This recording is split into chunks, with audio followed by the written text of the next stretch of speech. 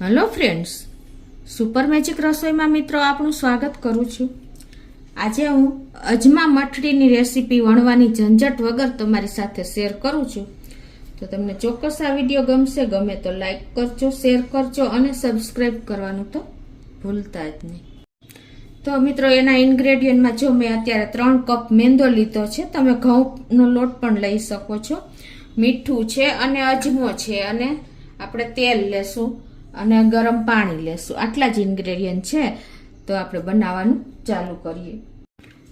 તો અત્યારે 3 કપ મેંદામાં આપણે ટેસ્ટ એકોર્ડિંગ પોણી ટીસ્પૂન જેવું આપણે મીઠું નાખી દેશું અને 1 મોટી ચમચી એટલે કે 1 ટેબલ સ્પૂન આપણે અજમો નાખી દેશું અને આ બધું હવે આપણે મિક્સ કરીને અને એમાં મોટી 3 ચમચી આપણે તેલ નાખી દેશું। મોણ માટે તમે ઘી કે તેલ કાંઈ પણ નાખી શકો છો। અત્યારે હું તેલ નાખું છું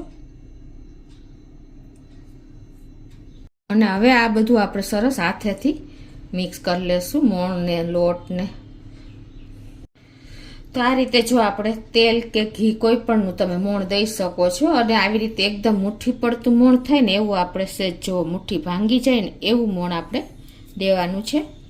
અને મિત્ર મેંદો છે અને અજમો છે એટલે આપણને કોઈ પ્રોબ્લેમ પણ નહીં આવે, કેમ કે આપણે અજમા મઠડી જ બનાવીએ છીએ।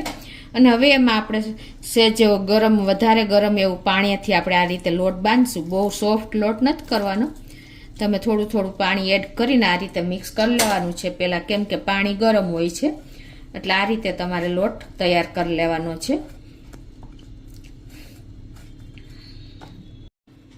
તો આ રીતે જો આપણે લોટ તૈયાર કરી લેશું, થોડો કઠણ એવો।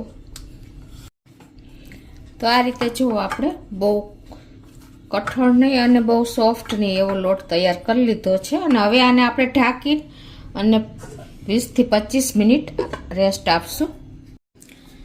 તો 20 થી 25 મિનિટ થઈ ગઈ છે આપણે લોટને જો રેસ્ટ આપ્યો ને બાંધીને, અને એકદમ જો આપણો લોટ તૈયાર થઈ ગયો, તમને ઉપર ખ્યાલ આવી જતો હશે, ટપકી ટપકી થઈ ગયો છે। તો હવે એને આપણે આ રીતે એકદમ સરસ કૂણવી લેશું। હવે મિત્રો આપણે આને વણવાનો નથી, પૂરી વણવાની નથી મઠડીને, તો આ રીતે જ આપણે એને લુવા કરી લેશું તૈયાર।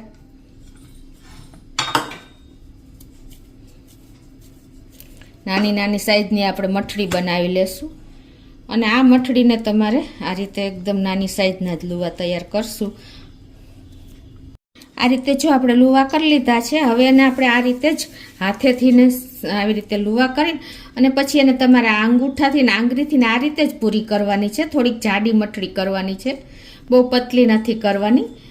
અને પછી તમારે એને આંગળીએથી જ આ રીતે એને આપણે આ રીતે ટચ કરી દેશું એટલે ફૂલે નહીં આપણી મઠડી આ રીતે।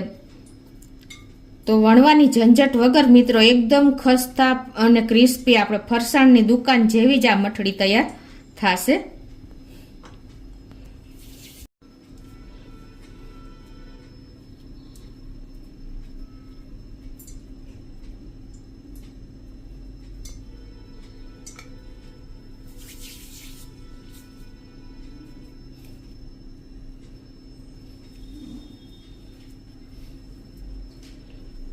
આને મિત્રો કોઈ ટાઈમ જ નહીં લાગે, ઇઝીલી તમારે તૈયાર થઈ જશે।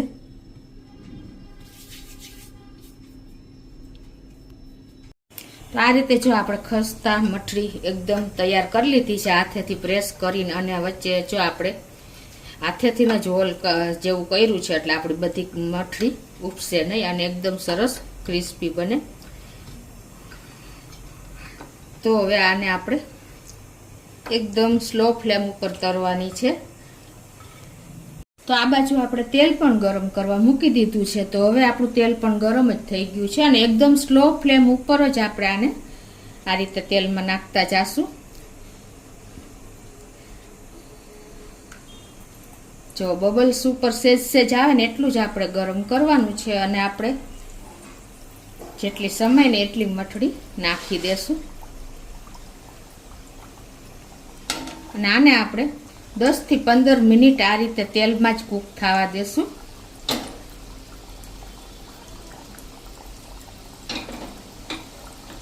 તો આ રીતે જો આપણે ઉપર ઓટોમેટિક જ આવતી જશે અને આપણે ગોલ્ડન લાઇટ ગોલ્ડન કરવાની છે ત્યાં સુધી આપણે 15 મિનિટ જેવું થઈ જ જશે સ્લો ફ્લેમ ઉપર.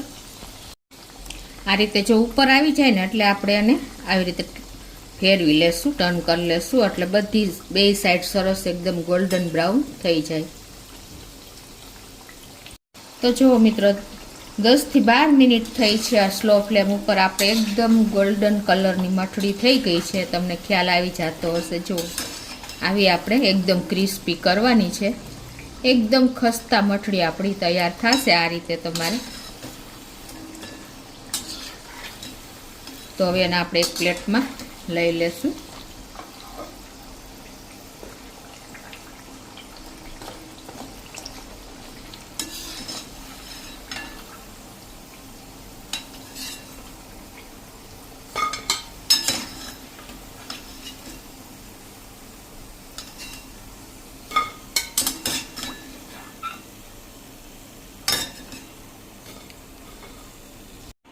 તો હવે આપણે બીજી બેચ પણ એ જ રીતે તૈયાર કરી લેશું. આ રીતે આમાં સારી એવી આપણે મઠડી તેલમાં સમાઈ જશે, કેમ કે એ જે આપણે નાખતા જશું ને સ્લો ફ્લેમ ઉપર એટલે ઓટોમેટિક ઉપર આવતી જશે, તમારે કોઈ બીજી જરૂર જ નહીં રહે અને સારી એવી આપણે તેલમાં તરાઈ જાય છે.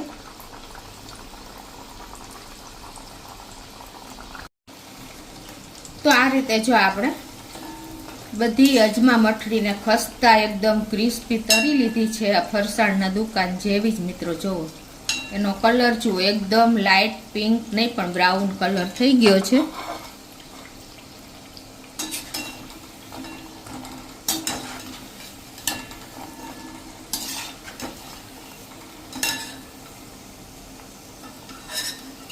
છે ને મિત્રો પેંડા જેવી લાગે જો.